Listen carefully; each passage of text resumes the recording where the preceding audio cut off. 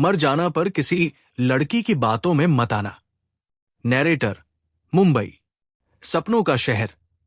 यहां हर रोज हजारों लोग अपनी आंखों में उम्मीदें और जेब में कुछ पैसे लेकर आते हैं। उन्हीं में से एक था आरव, उत्तर प्रदेश के एक छोटे से शहर का लड़का, जिसके पास टैलेंट की कोई कमी नहीं थी। वो एक बेहतरीन सॉफ्टवेयर डेवलपर था और उसका एक ही सपना था, अपनी खुद की एक कंपनी बनाना। वो दिन रात मेहनत करता, अपनी छोटी सी खोली में रहता और लोकल ट्रेन की भीड़ में धक्के खाते हुए अपने सपनों को जिंदा रखे हुए था। आरव की जिंदगी में सब कुछ ठीक चल रहा था। वो एक मल्टीनेशनल कंपनी में काम करता था, जहां उसकी मेहनत और लगन की सब तारीफ करते थे। उसे न दुनियादारी से ज्यादा मतलब था, न ही किसी और चीज से। उसका कोड, उसका लैपटॉप और उसकी चाय, बस यही उसकी दुनिया थी। और फिर उस दुनिया में एक तूफान ने दस्तक दी। उसका नाम था माया। माया उसी की कंपनी में नई मैनेजर बनकर आई थी। वो खूबसूरत थी, आत्मविश्वास से भरी हुई थी और उसकी बातों में एक ऐसा जादू था कि कोई भी उससे प्रभावित हुए बिना नहीं रह सकता था। पहले दिन जब उसने टीम से मीटिंग की तो आरव की नजरें उस पर टिक गई। वो सिर्फ खूबसूरत नहीं थी, उसमें एक आकर्षण था, एक कशिश थी जो आरव जैसे सीधे सादे लड़के को अपनी ओर खींच रही थी। धीरे धीरे माया ने आरव के काम को नोटिस करना शुरू किया। वो अक्सर उसके डेस्क पर आती, उसके काम की तारीफ करती। आरव, तुम जीनियस हो। जिस तरह से तुम प्रॉब्लम सॉल्व करते हो, मैंने आज तक नहीं देखा, वो मुस्कुराकर कहती। आरव को यह सब बहुत अच्छा लगता था।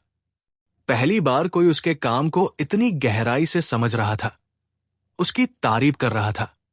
ये तारीफें धीरे धीरे कॉफी और फिर डिनर में बदलने लगी। माया उसे अपने बारे में बताती। एक शाम जुहू बीच पर लहरों को देखते हुए माया ने आरव का हाथ पकड़ लिया। उसकी आंखों में आंसू थे। आरव, उसने भर्राई आवाज में कहा, तुम बहुत अच्छे हो।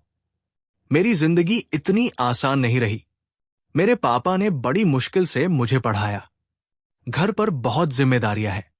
मैं इस कॉर्पोरेट दुनिया में फिट नहीं होती। मेरा भी सपना था, तुम्हारी तरह कुछ अपना बनाने का, पर शायद मुझमें वो हिम्मत नहीं। उस एक पल में आरव पिघल गया। उसे लगा कि उसे माया का सहारा बनना चाहिए। उसने कहा, माया, तुम अकेली नहीं हो। मेरा भी एक सपना है, एक ऐप जो छोटे व्यापारियों की मदद कर सके। मैं सालों से उस पर काम कर रहा हूं। माया की आंखों में एक चमक आ गई। सच में? मुझे बताओ उसके बारे में। और आरव ने उसे सब कुछ बता दिया। अपना पूरा आइडिया, अपना बिजनेस मॉडल, अपनी सालों की मेहनत। वो उस रात घंटों बोलता रहा और माया बहुत ध्यान से सुनती रही, जैसे वो उसकी सबसे बड़ी समर्थक हो। अब वो दोनों सिर्फ सहकर्मी नहीं थे, वो बिजनेस पार्टनर बन चुके थे, सपनों के साथी बन चुके थे। माया ने आरव को यकीन दिलाया कि उसका आइडिया दुनिया बदल सकता है। आरव, हम दोनों मिलकर इस कंपनी को खड़ा करेंगे, माया ने कहा। तुम टेक्नोलॉजी संभालो, मैं बिजनेस और मार्केटिंग देखूंगी। हम अपनी नौकरी छोड़ देते हैं और पूरी तरह से इसी पर काम करते हैं। आरव थोड़ा हिचकिचाया। नौकरी छोड़ना एक बड़ा टतरा था। उसके दोस्त सुमित ने उसे समझाया भी। भाई, सोच ले, उस लड़की को तू कुछ ही महीनों से जानता है, अपनी सारी जमा पूंजी और नौकरी दांव पर लगा रहा है। सुमित ने चिंता से कहा, तू नहीं समझेगा सुमित, आरव ने मुस्कुराकर जवाब दिया। वो अलग है, वो मेरे सपने को समझती है। हम एक दूसरे के लिए बने हैं। आरव प्यार में अंधा हो चुका था। उसने अपनी नौकरी छोड़ दी, अपनी सारी सेविंग्स जो लगभग 8 लाख रुपए थी, एक जॉइंट अकाउंट में डाल दी, जो माया के कहने पर खोला गया था। उसने अपने पापा से झूठ बोलकर और 2 लाख रुपए मंगवा लिए। अब उसकी जिंदगी का एक ही मकसद था, अपना सपना, उनका स्टार्टअप। दोनों ने एक छोटा सा ऑफिस किराए पर लिया। आरव दिन में 18 से 18 घंटे कोडिंग करता, ऐप को परफेक्ट बनाने में लगा रहता। माया इन्वेस्टर से मीटिंग्स करती, प्रेजेंटेशन बनाती। वो हर शाम आरव को आकर बताती कि मीटिंग कितनी अच्छी रही, इन्वेस्टर्स को आइडिया कितना पसंद आया। बस आरव, कुछ ही दिनों की बात है, हमें फंडिंग मिलने ही वाली है, फिर देखना हम कहां से कहां पहुंच जाएंगे। वो उसे तसल्ली देती। आरव उसकी बातों पर आंख मूंद कर भरोसा करता था। उसने ऐप का पूरा सोर्स कोड, सारे पासवर्ड्स, हर एक डिटेल माया के साथ साझा की थी। वो उसे अपनी पार्टनर, अपनी होने वाली पत्नी मानता था। लगभग 6 महीने बीत गए। ऐप पूरी तरह तैयार था। एक दिन माया बहुत झुश होकर ऑफिस आई। आरव, मुबारक हो, हमारी साइनल इन्वेस्टर मीटिंग तय हो गई है वेंचर कैपिटल इंडिया के साथ अगले हफ्ते। वो हमें 5 करोड़ की फंडिंग देने के लिए तैयार है। आरव की खुशी का ठिकाना नहीं रहा। उसने माया को गले लगा लिया। उसे लगा कि उसकी सालों की मेहनत सफल हो गई। उस रात दोनों ने जश्न मनाया। अगले दिन आरव ऑफिस पहुंचा तो माया वहां नहीं थी। उसने फोन किया, सोन बंद आ रहा था।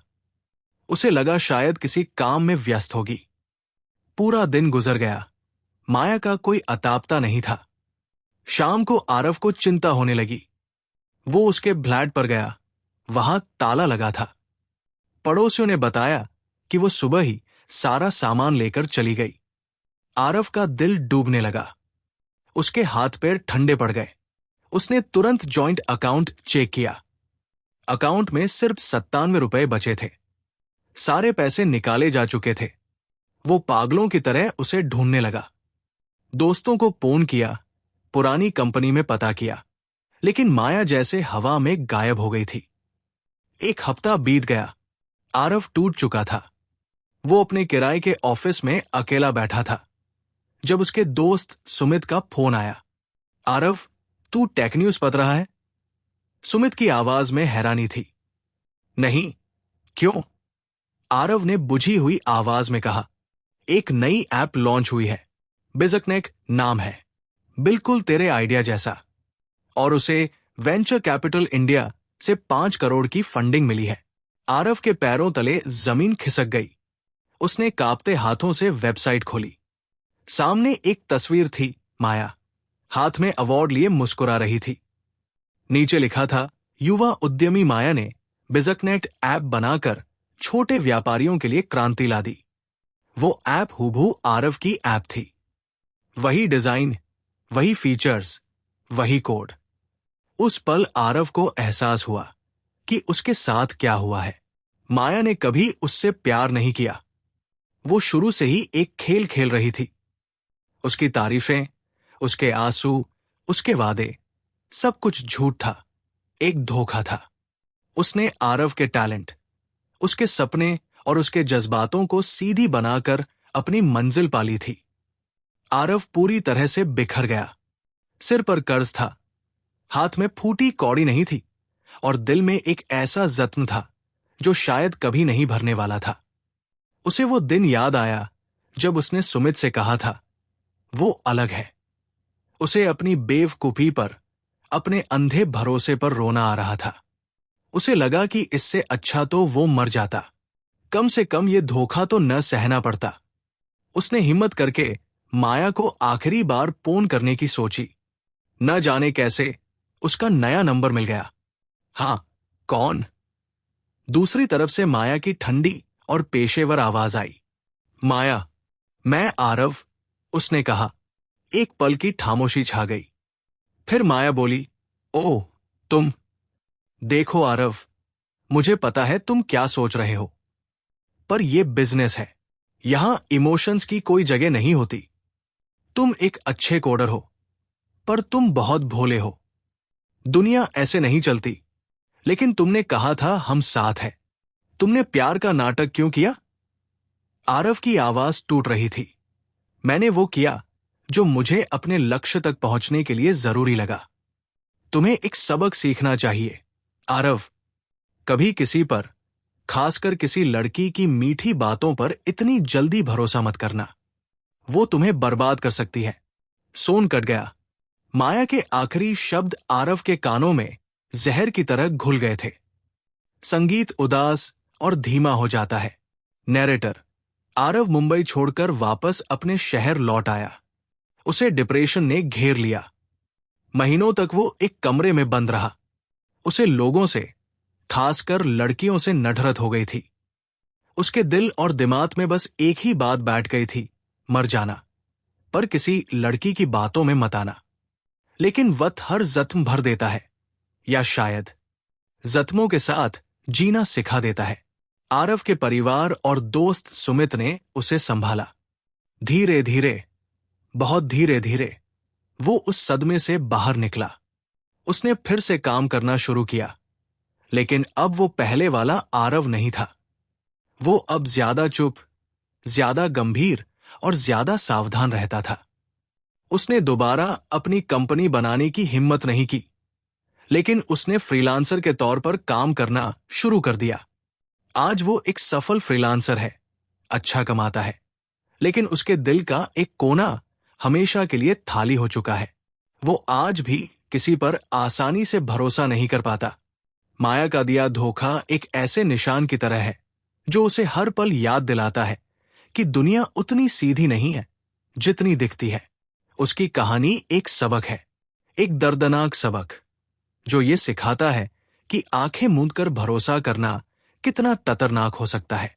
प्यार अपनी जगह है, लेकिन जब कोई आपके सपनों, आपकी मेहनत और आपके भविष्य को दांव पर लगाने को कहे, तो 100 बार सोचना चाहिए, क्योंकि कभी कभी मीठी बातें और झूठे आंसू आपकी पूरी जिंदगी तबाह कर सकते हैं। शायद आरव का सोचना सही ही था, या शायद नहीं, पर उसके अनुभव ने उसे यही सिखाया था, मर जाना, पर किसी की बातों में मत आना।